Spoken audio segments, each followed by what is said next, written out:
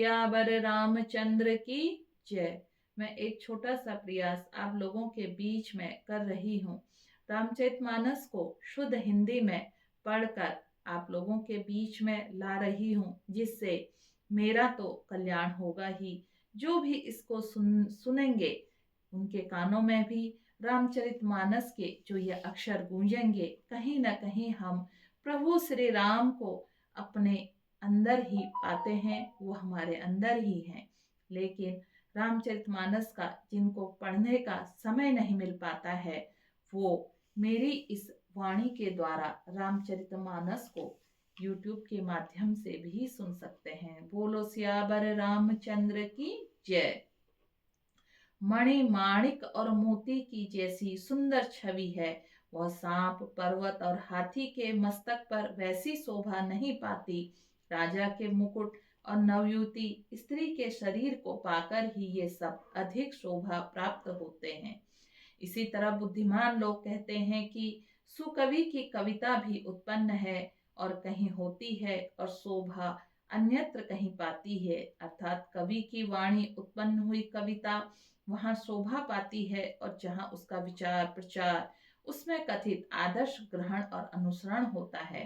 कवि के स्मरण करते ही उसकी भक्ति के कारण सरस्वती जी ब्रह्मलोक को छोड़कर दौड़ी आती है। सरस्वती जी दौड़ी आने की यह थकावट रामचरित रूपी सरोवर में उन्हें नहलाए बिना दूसरे करोड़ों उपायों से दूर नहीं होती। कवि और पंडित अपने हृदय में ऐसा विचार कर कलयुग के पापों को हरने वाले श्री हरि यश का ही गान करते हैं। संसारी मनुष्यों का गुणगान करने से सरस्वती जी सिर धुनकर पछताने लगती है कि मैं क्यों इसके बुलाने पर आई। बुद्धिमान लोग हृदय को समुद्र, बुद्धि को सीप और सरस्वती जी को स्वाति नक्षत्र के समान कहते हैं। इसमें यदि श्रेष्ठ विचार रूपी जल बरसता है तो मुक्तमणि के समान सुंदर कविता होती है। उन कविता रूपी मुक्तमणियों को युक्ति से बांध कर फिर रामचरित्र रूपी सुंदर तागे में पिरोकर सज्जन लोग अपने निर्मल हृदय में धारण करते हैं, जिससे अत्यंत अनुराग रूपी शोभा होती है, अत्यधिक प्रेम को प्राप्त होते हैं। जो कराल कलयुग में जन्मे हैं, जिनकी करनी कौवे के समान है और वेश हंस का सा है, जो वेद मार्ग को छोड़कर कुमार्ग पर चलते हैं, जो कपटी मूर्ति और कलयुग के पापों के भाड़े हैं, जो श्री राम जी भक्त कहलाकर लोगों को ठगते हैं, जो धन, लोभ, क्रोध और काम के गुलाम हैं, और जो ढोंगी करने वाले धर्मध्वजी, धर्म की झूठी ध्वजा फहराने वाले दंभी और कपट के धंधों का बोझ ढोने वाले हैं। संसार ऐसे लोगों में सबसे पहले मेरी गिनती है। यदि मैं अपने सब अवगुणों को कहने लगूं तो कथा बहुत बढ़ जाएगी और मैं पार नहीं हो पाऊंगा। इससे मैंने बहुत ही कम अवगुणों का वर्णन किया है, बुद्धिमान लोग थोड़े में ही समझ लेंगे। मेरी अनेकों प्रकार की विनती समझकर कोई भी इस कथा को सुनकर दोष नहीं देगा। इतने पर भी जो शंका करेंगे वो मुझसे अधिक मूर्ख और बुद्धि के कंगाल हैं। मैं न तो कवि हूँ न चतुर कहलाता हूँ, बुद्धि अपने विवेक के अनुसार श्री राम जी के गुण गाता हूँ। कहाँ तो श्री रघुनाथ जी के अपार चरित्र, कहाँ संसार में आसक्त मेरी बुद्धि। जिस हवा से सुमेरु जैसे पहाड़ उड़ जाते हैं, कहिए तो उसके सामने रुई किस गिनती में है।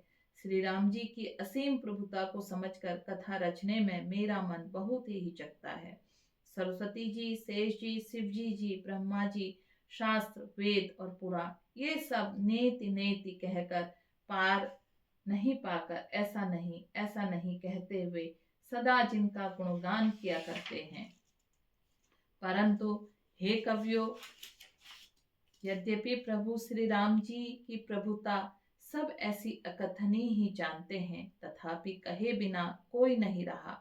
इसमें वेद ने ऐसे कारण बताया है कि भजन का प्रभाव बहुत तरह से कहा गया है। अर्थात भगवान की महिमा का पूरा वर्णन तो कोई नहीं कर सकता, परंतु जिससे जितना बन पड़े उतना भगवान का गुणगान करना चाहिए, क्योंकि भगवान के गुणगान रूपी भजन का प्रभाव बहुत ही अनोखा है। उसका नाना प्रकार से शास्त्रों में वर्णन है। थोड़ा सा भी भगवान का भजन मनुष्यों को सहज ही भवसागर से तार देता है। जो परमेश्वर एक है, जिनके कोई इच्छा नहीं है, जिनका कोई रूप और नाम नहीं है, जो अजन्मा सच्चिदानंद है और परम धाम है, जो सब में व्यापक विश्व रूप है, उन्हें ही भगवान ने दिव्य शरीर धारण करके नाना प्रकार की लीला की है। वह लीला केवल भक्तों के हित के लिए ही है, क्योंकि भगवान परम कृपालु हैं और शरणागत के बड़े प्रेमी हैं, जिनकी भक्तों पर बड़ी ममता है और कृपा है, जिन्होंने एक बार जिस पर कृपा कर दी उस पर कभी क्रोध ही नहीं किया। वे प्रभु श्री रघुनाथ जी की हुई वस्तु को फिर प्राप्त करने वाला, गरीब निवास, दीन बंधु, सरल स्वभाव, सर्वशक्तिमान, सबके स्वामी है।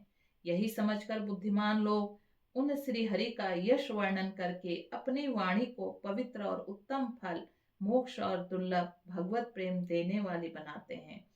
उसी बल से महिमा का यथार्थ वर्णन नहीं, परंतु महान फल देने वाले भजन समझकर भगवत कृपा के बल पर ही मैं श्री रामचंद्र जी के चरणों में सिर नवाकर श्री रघुनाथ जी के चरणों की कथा कहूंगा। इसी विचार से वाल्मीकि, व्यास आदि मुनियों ने पहले हरि की कीर्ति गाई। भाई, उसी मार्ग पर चलना मेरे लिए सुगम होगा। जो अत्यंत बड़ी श्रेष्ठ नदियां हैं, यदि राजा उन पर पुल बांध देता है, जो अत्यंत छोटी चींटियां भी उन पर चढ़कर बिना परिश्रम के पार चली जाती हैं, इसी प्रकार मुनियों के वर्णन के सहारे मैं भी रामचरित्र का वर्णन सहज ही कर सकूंगा। इस प्रकार मन को बल दिखाकर मैं श्री रघुनाथ जी की सुहावनी कथा की रचना करूंगा। व्यास आदि जो अनेक श्रेष्ठ कवि हो गए हैं, जिन्होंने बड़े आदर से श्री हरि का सुयस वर्णन किया, मैं उन श्रेष्ठ कवियों के चरणों कमलों को प्रणाम करता हूँ। वे सब मेरे सब मनोरथों को पूरा करें। कलयुग में उन कवियों को मैं प्रणाम करता हूँ, जिन्होंने रघुनाथ जी के गुण समूहों का वर्णन किया। जो बड़े बुद्धिमान प्राकृत कवि हैं, जिन्होंने भाषा में हरि चरित्रों का वर्णन किया है, जो ऐसे कवि पहले ही कर चुके हैं, जो इस समय वर्तमान है और जो आगे होंगे, उन सबको मैं सारा कपट त्याग कर प्रणाम करता हूँ। आप सब प्रसन्न होकर यह वरदान दीजिए कि साधु समाज में मेरी कविता का सम्मान हो, क्योंकि बुद्धिमान लोग जिस कविता का आदर नहीं करते, मूर्ख कवि ही उसको रचना व्यर्थ परिश्रम करते हैं। कीर्ति, कविता और संपत्ति वही उत्तम है जो जल गंगा जी की तरह सबका हित करने वाली हो। श्री राम जी जी की कीर्ति तो बड़ी सुंदर, सबका अनंत कल्याण करने वाली ही है, परंतु मेरी कविता भक्ति है, यह असमय अर्थात दोनों का मेल नहीं मिलता, इसी की मुझे चिंता है। परंतु हे कवियों, आपकी कृपा से यह बात मेरे लिए सुलभ हो सकती है। रेशम की सिलाई टाट पर भी सुहावनी लगती है। चतुर पुरुष उसी कविता का आदर करते हैं जो सरल हो, जिसमें निर्मल चरित्र का वर्णन हो और जिसे सुनकर शत्रु भी स्वाभाविक वैर को भूलकर सराहना करने लगे। ऐसी कविता बिना निर्मल बुद्धि के होती नहीं, और मेरी बुद्धि का बल बहुत थोड़ा है, इसलिए बार बार निहोरा करता हूँ, हे कवियों, आप कृपा करें जिससे मैं हरियश का वर्णन कर सकूंगा। कवि और पंडितगण, आप जो रामचरित्र रूपी मान सरोवर सुंदर हंस हैं, मुझ बालक की विनती सुनकर सुंदर रुचि देखकर मुझ पर कृपा करें। मैं उन वाल्मीकि मुनि के चरण कमलों की वंदना करता हूँ, जिन्होंने रामायण की रचना की, जो खर राक्षस सहित होने पर भी खर कठोर से विपरीत बड़ी कोमल और सुंदर है, तथा जो दूषण राक्षस सहित होने पर भी दूषण अर्थात दोष से रहित है। मैं चारों वेदों की वंदना करता हूँ, जो संसार समुद्र के पार होने के लिए जहाज के समान है, तथा जिन्हें श्री रघुनाथ जी का निर्मल यश वर्णन करने में स्वप्न में भी खेद थकावट नहीं होती। मैं ब्रह्मा जी के चरण रज की वंदना करता हूँ, जिन्होंने भवसागर बनाया, जहाँ से एक ओर संत रूपी अमृत चंद्रमा और कामधेनु निकले हैं, दूसरी ओर दुष्ट मनुष्य विष और मदिरा उत्पन्न हुए हैं। देवता, ब्राह्मण, पंडित, ग्रह, इन सभी के चरणों की वंदना करके हाथ जोड़कर कहता हूँ कि आप प्रसन्न होकर मेरे सारे मनोरथों को पूरा करें। फिर मैं सरस्वती जी, देव नदी गंगा जी की वंदना करता हूँ। दोनों पवित्र मनोहर करने वाली चरित्र वाली हैं। एक गंगा जी स्नान करने और जल पीने से पापों को हरती है, दूसरी सरस्वती जी गुण और यश कहने और सुनने से अज्ञान का नाश कर देती है। श्री महेश और पार्वती को मैं प्रणाम करता हूँ, जो मेरे गुरु और माता पिता हैं, जो दीन बंधु और नित्य दान करने वाले हैं, जो सीतापति श्री रामचंद्र जी के सेवक और स्वामी और सखा हैं, तथा मुझ पर तुलसीदास जी का सब प्रकार से कपट रहित सच्चा हित करने वाले हैं। जिन शिव पार्वती ने कलयुग को देखकर जगत के हित के लिए साबर मंत्र समूह की रचना की है, जिन मंत्रों के अक्षर बेमेल हैं, जिनका न कोई ठीक अर्थ होता है न जप ही होता है, तथापि शिव जी के प्रताप से जिनका प्रभाव प्रत्यक्ष है, मैं उमापति शिव जी पर मुझ पर प्रसन्न होकर श्री राम जी की इस कथा को आनंद और मंगल के मूल उत्पन्न करने वाली बनाएंगे। इस प्रकार पार्वती जी और शिव जी दोनों का स्मरण करके और उनका प्रसाद पाकर मैं चाव भरे चित्त से श्री रामचरित्र का वर्णन करता हूँ। मेरी कविता शिव जी की कृपा से ऐसे सुशोभित होगी जैसे तारागणों के सहित चंद्रमा के साथ रात्रि शोभित होती है।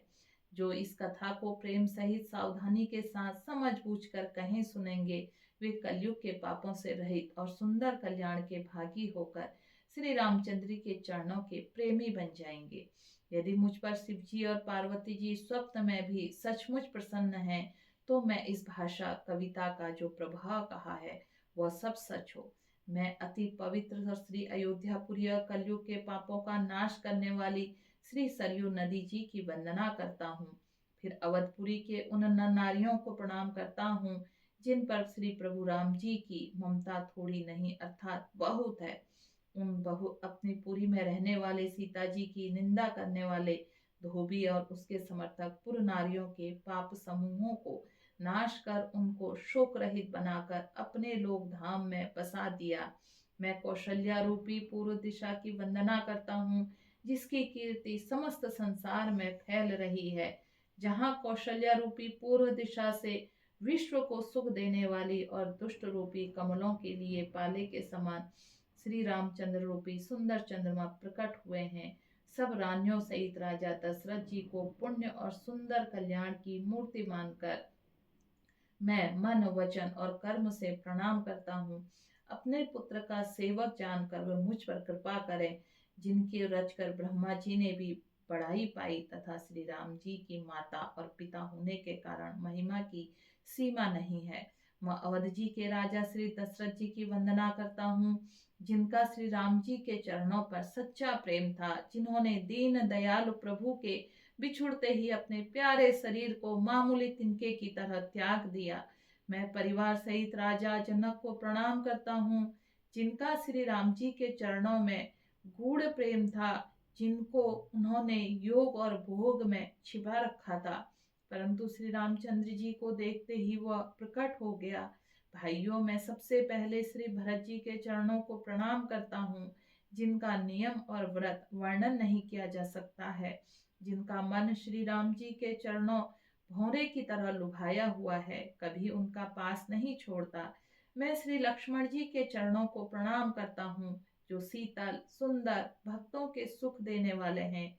श्री रघुनाथ जी के रूपी विमल पताका में, जिनका लक्ष्मण जी का यश पताका ऊंचा करके फहराने वाली दंड के समान हुआ है, जो 1000 सिर वाले और जगत कारण 1000 सिरों पर जगत को धारण कर रखने वाले शेष जी, जिन्होंने पृथ्वी का भय दूर करने के लिए अवतार लिया, वे गुणों की खानी कृपा सिंधु सुमित्रा नंदन श्री लक्ष्मण जी मुझ पर सदा प्रसन्न हो। श्री शत्रुघ्न जी के चरण कमलों को मैं प्रणाम करता हूँ, जो बड़े वीर सुशील भरत जी के पीछे चलने वाले। मैं महावीर श्री हनुमान जी की विनती करता हूँ, जिनके यश का श्री रामचंद्र जी ने स्वयं वर्णन किया है, अपने श्री मुख से किया है।